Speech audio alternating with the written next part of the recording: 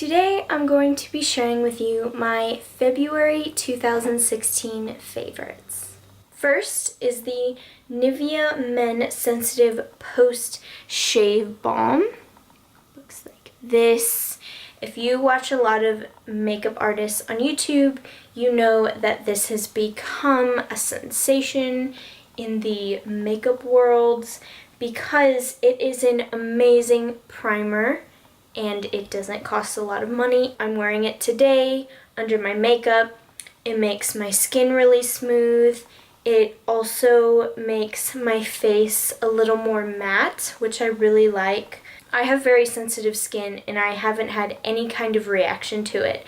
So I would definitely recommend it no matter if your skin is sensitive or not sensitive. The last beauty favorite that I have is this Bath & Body Works Aromatherapy Stress Relief Eucalyptus Spearmint Body Lotion.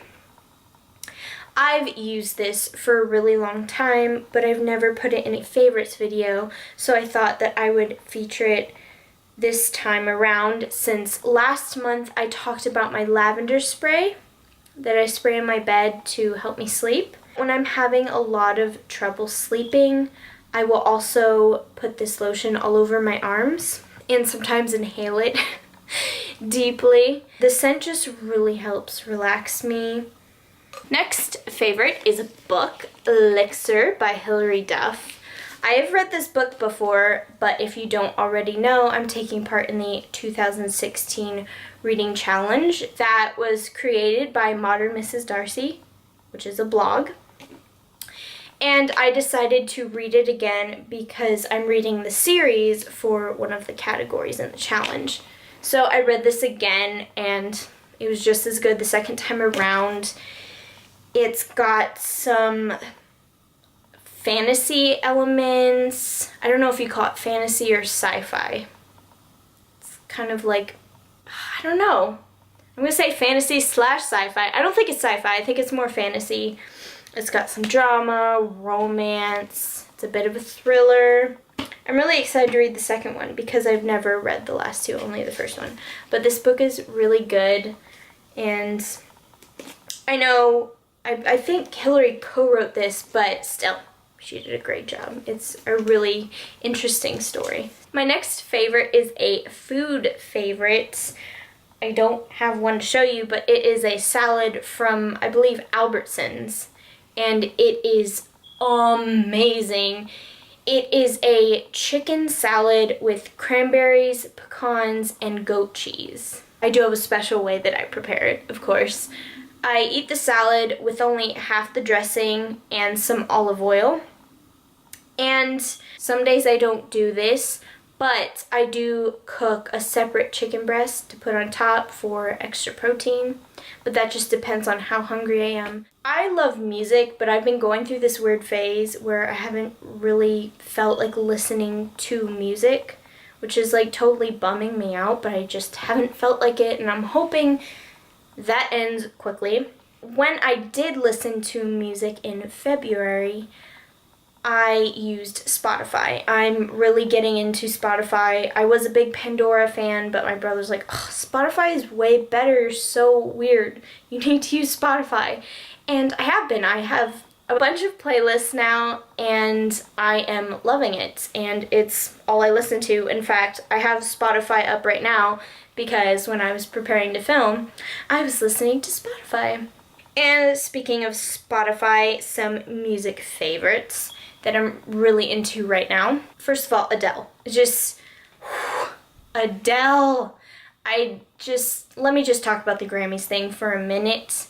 She had some issues, and honestly, I was really surprised at how quickly, not everyone, there's true Adele fans out there, but some people really turned around like, oh my gosh, she sounded awful. Like, she had some sound problems, and she just went completely off, and I'm listening to it near tears, chills, and I'm like, she sounds like an angel.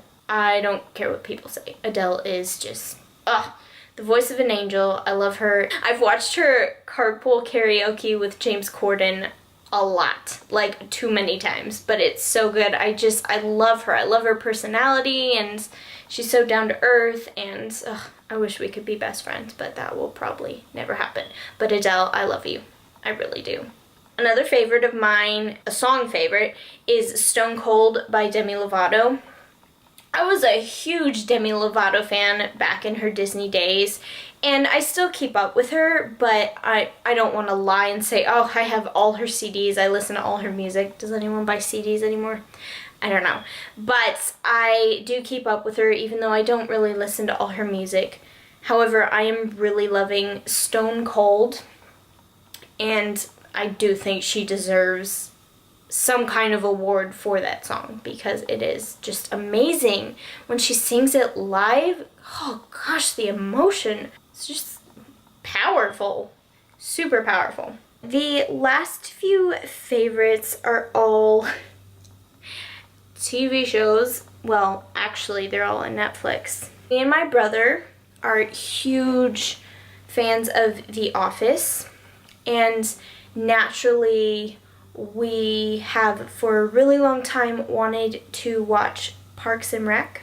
We have started doing so, and we're really far in. We're like on the 5th season, I think, and we are just absolutely loving it. We quote it all the time, and I'm honestly really glad that I've seen a lot of it now because I can follow the show on social media and get all the jokes. Another show that I've been watching that was unfortunately canceled in the 1st season was The Carrie Diaries. I watched this when it came out and I really liked it, but I just like, you know when you love a show but you stop watching for no apparent reason and you come back to it later? Well, this is later, much later. And oh, I really do like this show, like the whole vibe of it and the style. Honestly, I'm regretting watching it now because more than ever, I am upset that it got canceled. I'm upset. And why? I've been watching Friends from the beginning. I'm determined to make it all the way through, which I think I'm on season 5 or 6. I don't even know. And I love it. Obviously, who doesn't love Friends? It's so classic.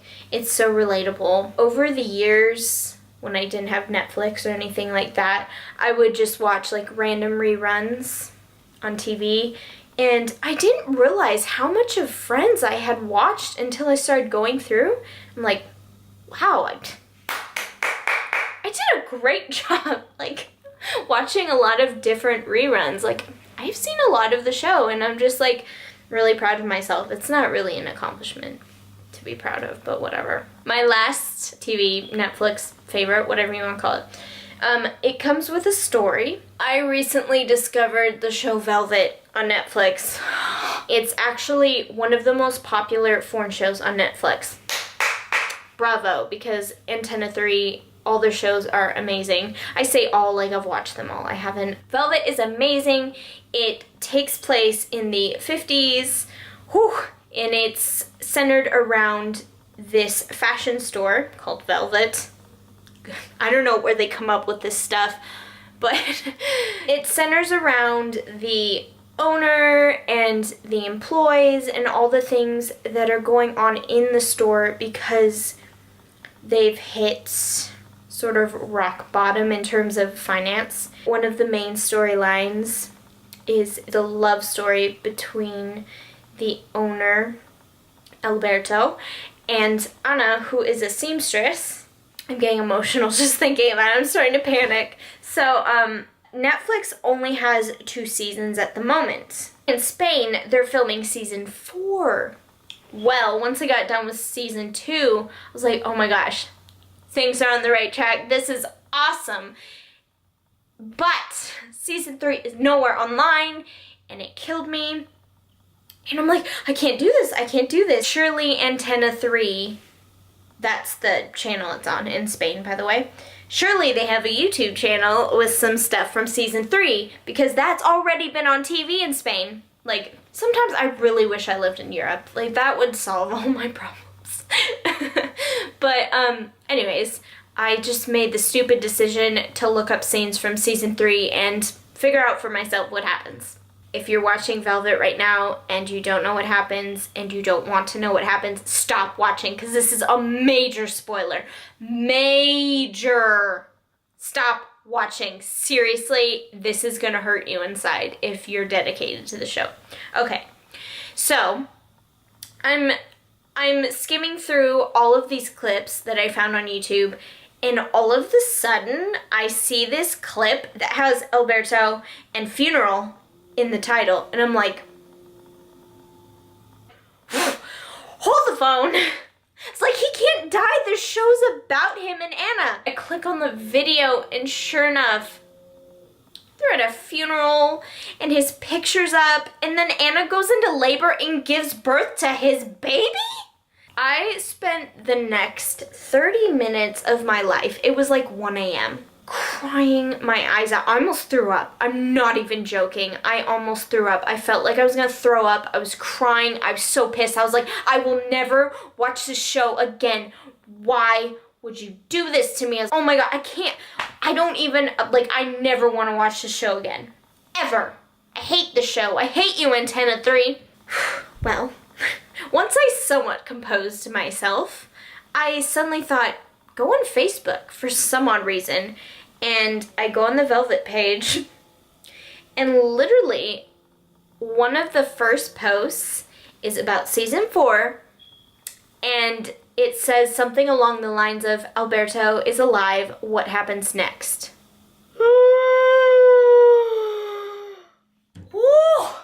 So, within an hour, I have lost my mind, become emotionally unstable, disowned not only Velvet, but the entire channel Antenna 3, fallen back in love with Velvet, recovered miraculously, become higher than the sky, and renewed my love for Antenna 3. Now I'm like super happy, and I'm just like, oh my goodness, I can't wait for season 3 and 4. Well, I can't wait for season 4.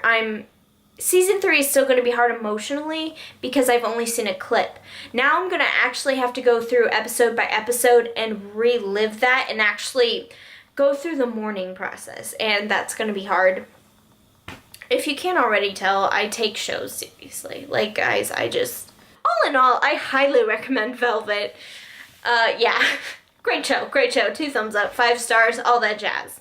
Those are all my favorites for the month of February. I hope you thoroughly enjoyed this video. Don't forget to give it a thumbs up and subscribe to receive notifications every time I upload. I will see you in my next video. Bye! Adios!